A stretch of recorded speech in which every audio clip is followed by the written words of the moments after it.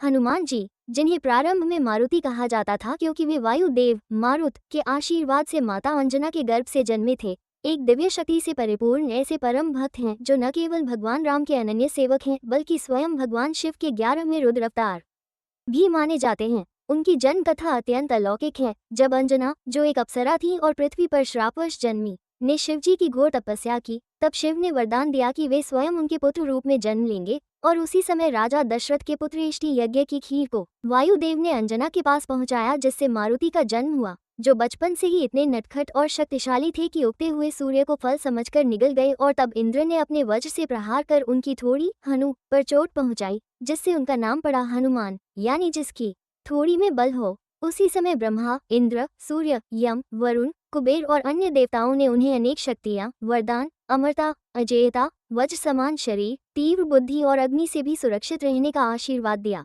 लेकिन एक श्रापवश वे अपनी शक्तियां भूल गए और जब समुद्र पार करने का समय आया तब जामवंत ने उन्हें उनकी असली पहचान याद दिलाई, जिससे उनका आत्मबल जागृत हुआ और उन्होंने समुद्र को लांघकर लंका में सीता माता का पता लगाया, रावण को चेतावनी दी, अशोक वाटिका जला दी और राम जी का संदेश देकर वीरता का ऐसा प्रदर्शन किया जो इतिहास में अमर हो गया। और जब लक्ष्मण मूर्छित हुए तब उन्होंने हिमालय से पूरा पर्वत उठाकर राम भक्ति का ऐसा उदाहरण प्रस्तुत किया जो आज भी लोगों को प्रेरित करता है। उनकी भक्ति इतनी निर्मल थी कि उन्होंने कभी राम से कुछ मांगा नहीं, और जब सीता माता ने उन्हें मोतियों का हार दिया तो उन्होंने उसे भी फाड़ कर देखा कि उसमें राम नाम है या नहीं, क्योंकि उनके लिए राम ही प्राण थे। और यही भक्ति उनकी शक्ति का सबसे बड़ा रहस्य थी। राम नाम में इतनी शक्ति थी कि हनुमान जी ने अपने जीवन को उसी में समर्पित कर दिया। वे कहते हैं, राम काज कीन्हे बिना मोही कहाँ विश्राम, और इसीलिए उन्हें बजरंगबली, महावीर, पवनपुत्र, अंजने, रामदूत जैसे अनेक नामों से पुकारा गया, क्योंकि वे सेवा में शक्ति का प्रतीक हैं, जिनकी शक्ति केवल बाहुबल में नहीं बल्कि उनकी